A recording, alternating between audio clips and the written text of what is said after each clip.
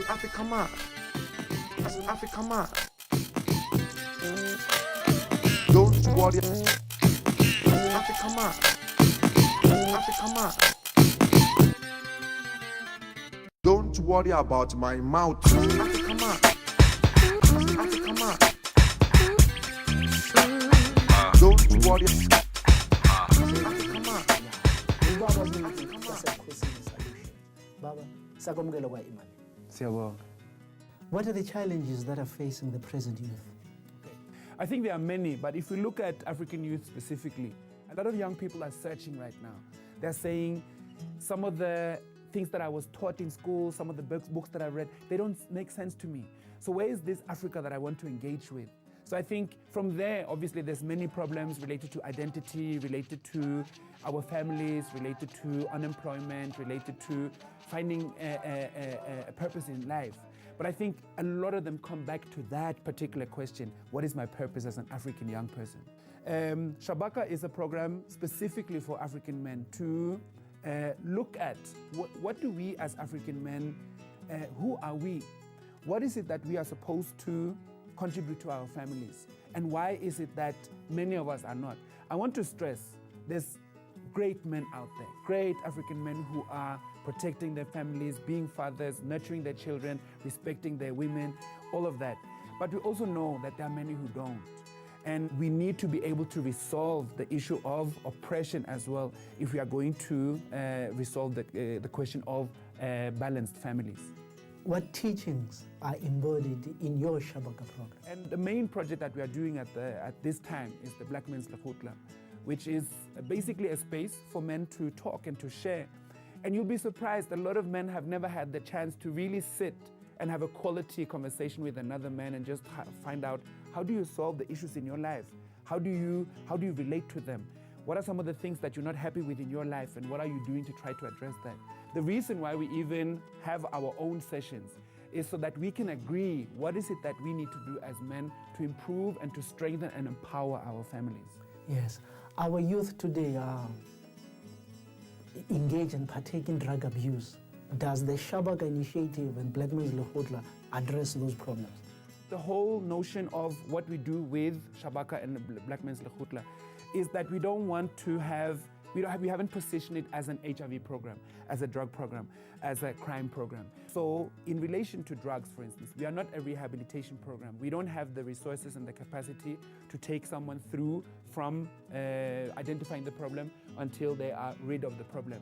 But what we do is we need to look at the reasons why so many of our men and young people want to be intoxicated so often, find it so difficult to be sober, find it so difficult to face life in a sober state.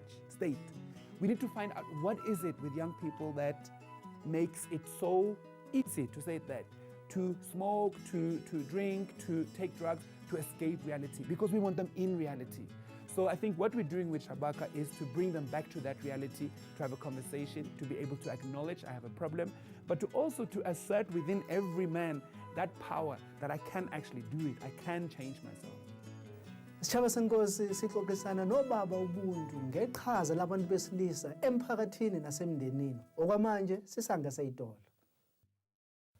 Nina beZulu sesiphinde sabuya futhi la siqhubeka khona ngengxoxo yethu nobaba ubuntu ngeqhaza labantu besilisa emakhaya kanye nasemphakathini. Baba, what strategies can be employed to realign young people in the values and the virtues of familyhood? As African human beings, we have been given a pool of resources in our heritage. We might need to reinterpret them for use so that they fit and that they become relevant to today's challenges. But we are rich as a people. We have many strategies that we can, and I'll just share one very quickly about some of the things that I try to contribute through my family. We have a very open house.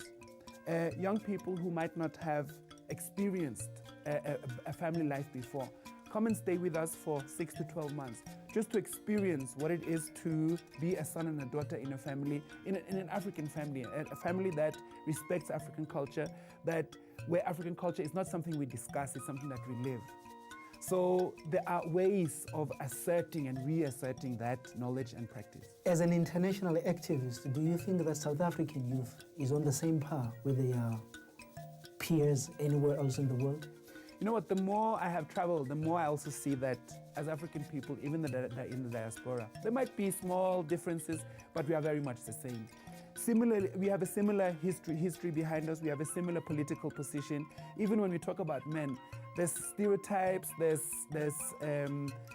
dynamics that have happened particularly to African men that are the same all over the world. And one thing that I can say as a difference, and I think this is important for South Africans to know, that we have a discussion about language, that we are not proud of our languages and we don't speak our languages much in South Africa. Actually, in some other parts of the continent, they look to South Africa because at least there's a discussion about this in South Africa. Child abuse, family abuse, what can be done to overcome that? Sometimes our homes become a war zone. It becomes the place we cannot even wait to get out of, whereas it should be the place we cannot wait to get into. So we need to work, we need to be able to sit down and work through some of our problems, which is difficult, but it takes simple things like humbleness. It takes simple things like communication.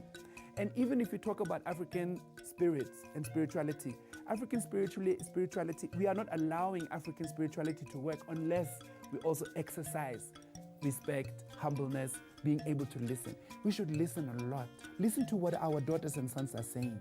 Now that you mention African spirituality, what role can it play in realigning African men?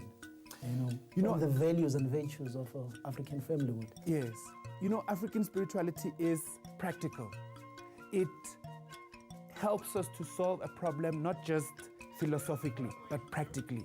African spirituality challenges me as a man. It tells me that there's certain things I cannot do. There's certain, even that I must understand being a head of a family or being a powerful man. It's not through my violence. It's not through the sound of my voice. It's not through the fear that my children must have when I speak. It's through actually being able to humble myself, to listen, and to be a leader, to be somebody who guides, to be somebody who serves. Baba, when is your next SHABAKA meeting? The next SHABAKA meeting will be on the 10th of September in Tshwane, in Pretoria. And we are going to talk about relationships and marriage. Many young people struggle to identify how should they be able to start a path towards a solid African-centered relationship that lasts. We go into relationships and we go quickly out of them.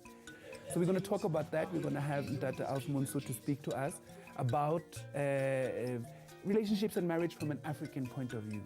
And what about the people who want to partake in this gathering? How can they contact you? Okay, people can contact us. They can look for us on the internet. We have a website, which is www.ebukhosinisolutions.co.za. We also have an email, info@ebukhosinisolutions.co.za. We're on Facebook. A lot of people connect with me, Baba Buntu, on Facebook. There's also Ebukhosini Solutions Facebook page. And they can call us on 074 690 4012. Baba, thank you very much for coming. Don't worry to about IMANI. my mouth. Come on. Don't worry.